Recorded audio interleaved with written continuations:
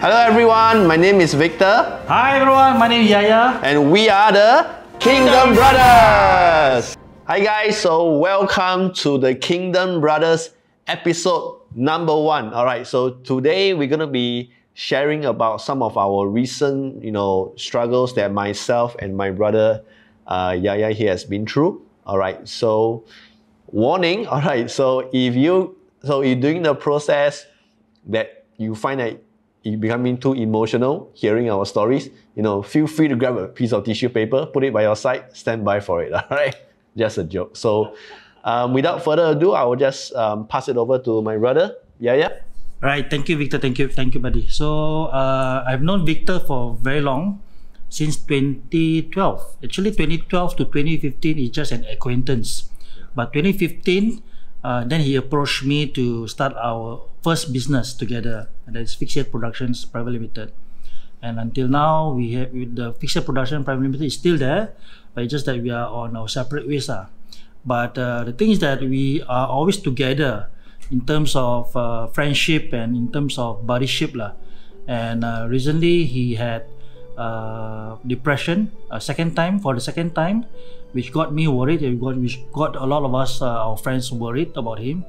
And let me tell you that he is very, very strong. He has been through a lot already, and maybe I would like to ask him to share with you his experience on how he overcome his depression this time. Sure, no problem. Thank you so much, buddy, for the lovely introduction. Alright, so basically, as what Yaya has mentioned, I underwent some mild depression and anxiety issue earlier this year. I think it was if I'm not mistaken, it was just after Chinese New Year. Yeah, just after Chinese New Year this year. Then because that time I was facing some issues with one of the businesses that I was involved in with some friends. So I kind of felt burned out and also pressured in some way.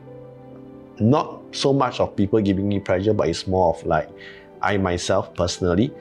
And to compound matters, to make things worse, one of my very good friends, our common friend, we have known her since the longest for quite a number of years as well. Then unfortunately, she passed away end of February. And that only compounded my situation more worse in a way. And I start to be more withdrawn into myself and didn't really want to do anything. I stopped going to work. I was previously working at my friend's place, so I stopped going to work. Basically, I just stopped everything. I just didn't want to do anything, to be honest. Just want to,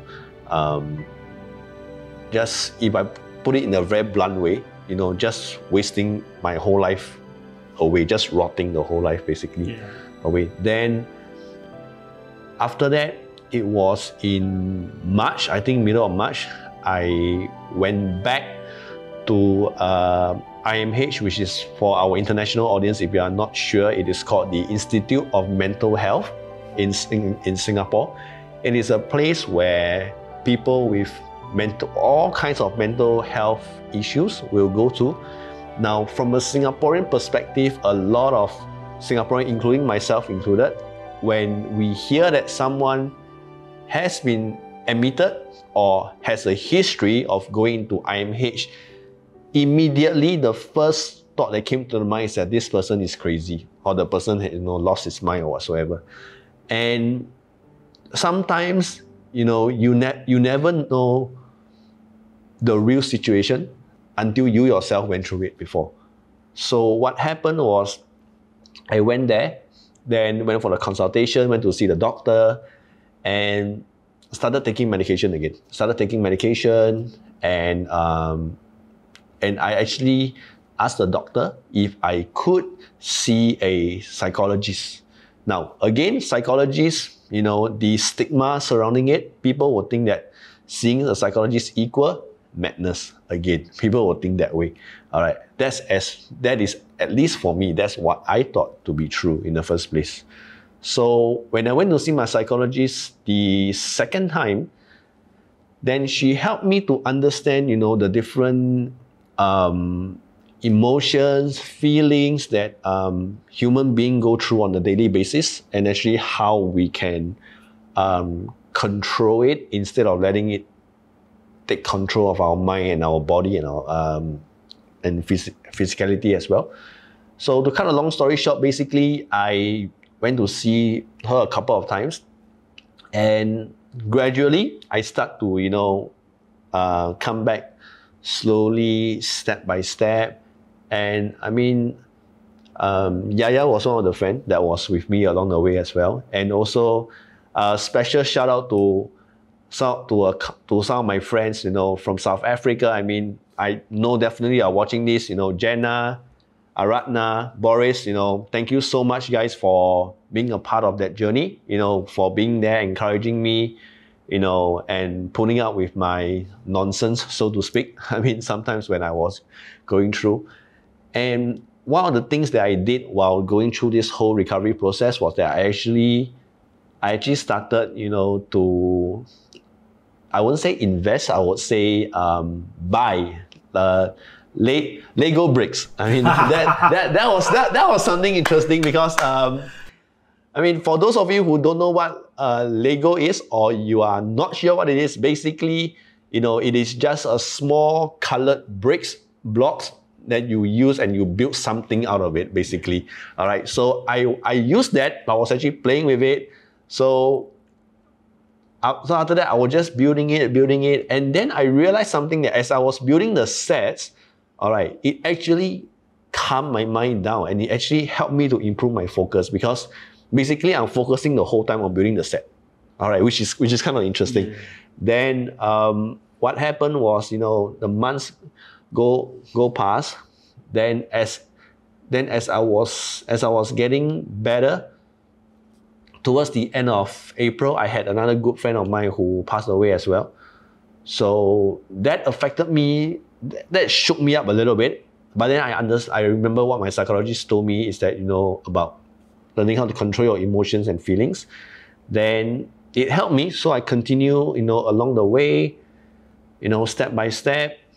And I really thank God, I mean, to God be the glory that I would say I have fully recovered right now. Because if I'm not fully recovered, I wouldn't even be doing this talk show in the first place, right?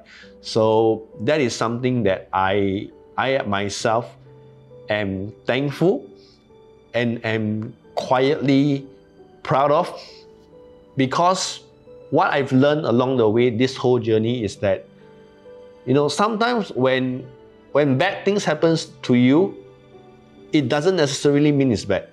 There's always a learning lesson behind whatever you have gone through. All right. So for those of you out there, no matter what you're going through, if you are going through same as what I did, mental health issue, remember this: you are not alone. Everyone is going through certain stages of, I will say, mental, emotional, physical sickness at some point in their life. All right, and there's always help available. All right, so with that, that is just my very quick sharing about, you know, what happened recently, you know, this year. And I thank you guys for listening to my story. All right, so right now, you know, I'm going to pass it to Yaya. Like you say, we know each other for a really long time. All right, and we started our own company, things like that. And I mean, like all good friends are around the world, if you have a real good friend, that you have a really good friend, you will agree that, you know, good friends, there are almost sometimes where you're gonna have some bickering, you're gonna go, you know, like what he just did, you know, up and down. It's the same thing. It always happens. All right. So Yaya himself, what I really respect is that, you know, he went through something that most people don't live to tell the tale. Let me put it this way. All right. So he suffered a heart attack back in 2019, if I'm not mistaken. 2020, yeah. Last year. All right. And I have seen for myself firsthand how he has recovered and, you know, to become who he is today. So I truly believe that his story will be a blessing to all of you watching as well. So without further ado, My brother, yeah, take it away. Yeah, thank you. So I'm a heart attack survivor. I got a heart attack on the 22nd January 2020, and it was a sudden. It was unexpected, and I can still remember the pain vividly right now. It was very scary. It was also very. I went into this place where it is unknown to me. That was the first time I was feeling nausea. I was feeling numb on all my left side of my body, and I was feeling very weak, very weak. During that time, I was actually filming our good friend Andrew Bowie. Andrew Bowie asked me to film his so-called fitness videos at Choa Chu Kang Stadium. So while I was filming, I was like feeling very weak, very numb, and I told Andrew, "Hey Andrew, something wrong with me. I don't know why." So that's when I entered that unknown, no? That unknown where how come I am feeling this way, so weak, you know? Well, my body is, you can see me physically fit, right? But actually I'm weak. So it's like doesn't make sense to me at the time. So I told him that I need to go to the toilet, and the toilet was so far away. I had to really drag my feet across the soccer field, to the toilet, and it was very painful. And when I reached the toilet, I immediately vomited. I passed motion. I was so weak. I was like, I felt that my age suddenly become 80 years old. I couldn't control my body anymore. So once I finished what I've done, I've vomited, I threw out everything, I passed motion, everything. I cleaned myself up, I went out, and I just dropped on the road floor there. And Andrew saw me from far, and he quickly came to me, and he told me, "Hey, are you okay now? Do you want me to call the ambulance?" And I told him, yes, please call the ambulance. I was so weak, I couldn't talk loud. I couldn't do anything about myself. I just prayed to God that please let me be alive. And then, long story short, the staffs at the coach staff at the stadium came to me with the oxygen tank. And I will tell you one thing good about this incident: the oxygen is very nice. When they put the oxygen mask on me, right, it felt so good. I felt, wow, such a fresh breath of air, you know, it's so nice. But then something happened, and I wasn't conscious about it. It was just happening naturally, and my eyes were closing at the time, and I didn't know that my eyes were closing because I was enjoying the oxygen. Okay, so then Andrew saw me. He noticed me that I was closing my eyes, like sleeping, and he slapped my face, like pop. Again, pop. And he told me to wake up. Yeah, you wake up. And I look at him. I stare at him. I open my eyes, big. I told him, I must stay alive. I must stay alive. That word, right? I must stay alive. I bring that mentality, that mindset all the way to the hospital bed, in the ICU, all the way. It took me about, I think, 1 day. It's about almost a day. Because I need to go to the A&E ward. They put me there, and there was this annoying sound. I was like, I was trying to endure the pain from my body, and also the irritating sound. It's like, I was there for about 4 hours waiting for a bed in the hospital to be empty. So then they finally found empty bed, and then they moved me there. Then shortly after, they moved me to an ICU because they need to prepare me for a surgery. And I got a heart surgery. It's not a open heart surgery, you know. It's just a stent surgery, because the doctor told me that my diagnosis was a heart attack. One of my arteries is 100% blocked, and he told me that, Yaya, you shouldn't be alive today. So that's when I realized that God has gave me a second chance in life, and from then on, after I was discharged, My sister was there, and she just walked with me slowly. It was very the experience of discharge from the hospital after a heart attack, surgery, and everything. It was like a baby walking, a baby walking for the first time. And I was so weak. I was like, it took me like 10 minutes to walk from here to there. It's like, oh my goodness, it is. I didn't want to, stop my sister to move fast, but she's very kind, and she walked with me even when I was walking very slow. And I told myself on that day of discharge that I need to make sure that my health is my top priority. And since then, I've been looking out for health benefits, health things, health nutritional products, and everything that can actually help me to improve on my immunity and also my cardiovascular health in overall. Yeah. And last time I never ate broccoli. Now I eat broccoli almost every day, and that my entire life changed. And I look at life, that life gave me a second chance in life. Is like I need to live it properly. I need to live it with I need to give more, do more good things, be kind-hearted to more people, and I think there's a purpose for me to live my second chance in life. And I believe that I have already given my kindness and my love to everyone that have contacted me last year, and I never regret it. I never look back. I just appreciate that I have impacted their lives last year, because of God gave me a second chance in life, and I really appreciate. And I truly I really appreciate my buddy here, Victor. He's a good buddy. And he's been there with me when I was very down, when I was didn't know what to do with during the heart attack transition period. It was very enduring, and he was there for me. Andrew also was there for me. Thank you so much to all my friends who supported me and encouraged me to live my life strong, and I really appreciate your kindness and love for me. Thank you so much.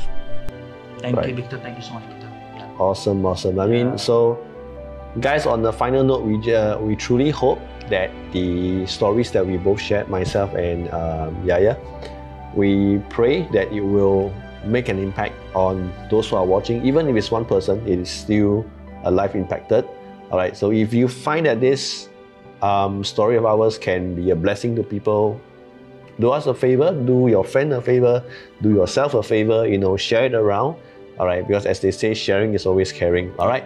So with that, we will see you guys on our second episode. All right. So take care and see you guys on the next. And one more thing, don't forget to like, comment, and subscribe to our channel. If you have any experience, or you have experienced all these struggles, right? Do comment below and share your experience so that other audience can read your experience in the comments. So thank you so much, guys.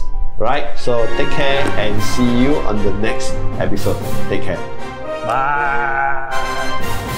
Sometimes when bad things happens to you, it doesn't necessarily mean it's bad. There's always a learning lesson behind whatever you have gone through. So for those of you out there, no matter what you're going through, if you are going through same as what I did, mental health issue, remember this, you are not alone. Everyone is going through certain stages of, I will say, mental, emotional, physical sickness at some point in their life. All right, and there's always help available. I told myself on that day of discharge that I need to make sure that my health is my top priority. My entire life changed. That life gave me a second chance in life. Is like I need to live it properly, to give more, do more good things, be kind-hearted to more people. I think there's a purpose for me to live my second chance in life, and I believe that I have already given my kindness and my love to everyone that have contacted me. I never regret it. I never look back. I just appreciate that I have impacted their lives last year, because of God gave me a second chance in life, and I really appreciate. And